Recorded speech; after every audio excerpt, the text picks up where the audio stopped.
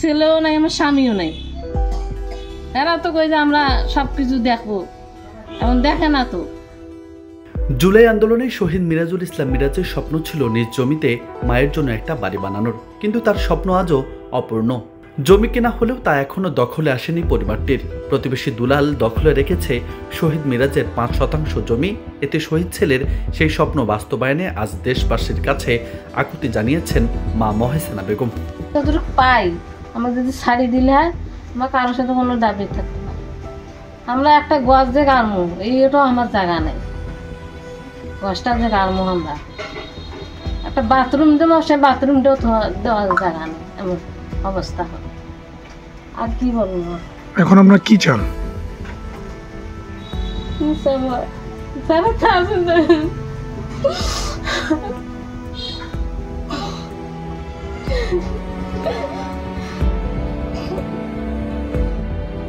লালমনিরহাটের আদিতমারি উপজেলার মহিষখোচে ইউনিয়নের বারঘরিয়া গ্রামের নদীর পাড়ে টিনে ঘেরা একটি ঘরে শহীদ মিরাজের বাড়ি।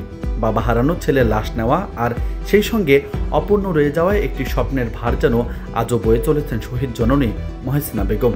জমি উদ্ধারে মামলা করলেও সুফল আসেনি।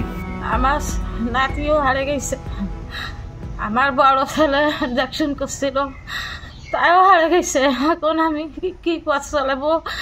বাচ্চা কচ্চা, তার নাতি পুতি আমার আছে, তার বউ আছে, কষ্টে জীবন যাপন করা খাইবে না। কোনো ইনকামই করে দেওয়া ইয়ে নাই, দেখা ইয়ে নাই, শুনে ইয়ে নাই। এখন সরকারে যেটা করবে সেটি। ছেলের চিনতে, নাতির চিনতে, রোগ আমারও।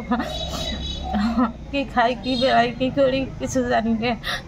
ওয়ালটন এখন দেশের সীমানা পেরিয়ে পৌঁছে গিয়েছে 50টিরও বেশি দেশে। ওয়ালটন, ঘরে ঘরে বিশ্বজুড়ে। ওখানে আমার প্রিয় দুই বাবা এবং আমার ভাই শুয়ে আছে। বর্তমান সময়ে সরকার অনেক কিছু বলেছে যে আমাদের এটা করে দিবে, ওটা করে দিবে, কিন্তু এখন আমাদের কোনো খোঁজ খবর নিচ্ছে না। বর্তমানে আমাদের থাকার মতো একটা ভালো জায়গা নেই। আমরা আমাদের চাচার মানে যেখানে বাস করে আমরা ওখানেই বাস করতেছি। যেখানে আমাদের জমি আছে ওটা বর্তমানে দখল হয়েছে। যখন আমরা ছোট থেকে ছিলাম সেখান থেকে এটা দখলের অবস্থায় আছে।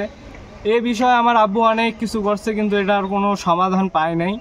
কিন্তু যখন একটু সচ্ছলতার দিক দিয়ে আমরা আসছিলাম সেই সময় আমার আব্বু ইন্তেকাল করে। এই জায়গাটা আমাদের সরকারের কাছে আবেদন, এই জায়গাটা যাতে আমাদের একটু ব্যবস্থা করে দেয়। 2024 সালের 5 আগস্ট ঢাকার যাত্রাবাড়ি এলাকায় আন্দোলনে গুলিবিদ্ধ হন মিরাজ।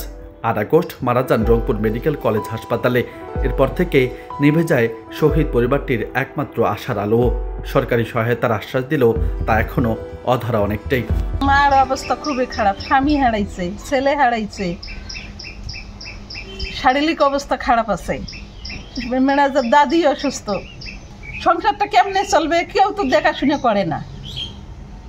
আগে তো সবাই করছিল শোক দেখাশুনে করবে, সংসার চলাইবে, এলা তো কায়ও দেখে না, কায়ও কোনো খবরও নেয় না। আমরা চাই এরা ভালো চলুক, চালাক সরকার। এবার তো আর কামাই করাইয়ে লোক নাই, লোক থাকলে তো ওরা ভালো খাইতো, ব্যবসা করিলে যে কোনো পথ করি খাইলে। এখন তো নাই, যে ছেলে চালাছিল তাইও নেই, এমার ছেলে যে আসলো তাইও নেই। নিজের স্বপ্ন নয়, জুলাই যুদ্ধে নিহত ছেলের স্বপ্নের বাস্তবায়ন চাইছেন মহেসেনা বেগম। তবে দায়িত্ব কি শুধু তার একার? সেই উত্তর খুঁজছে শহীদ মিরাজের পরিবার।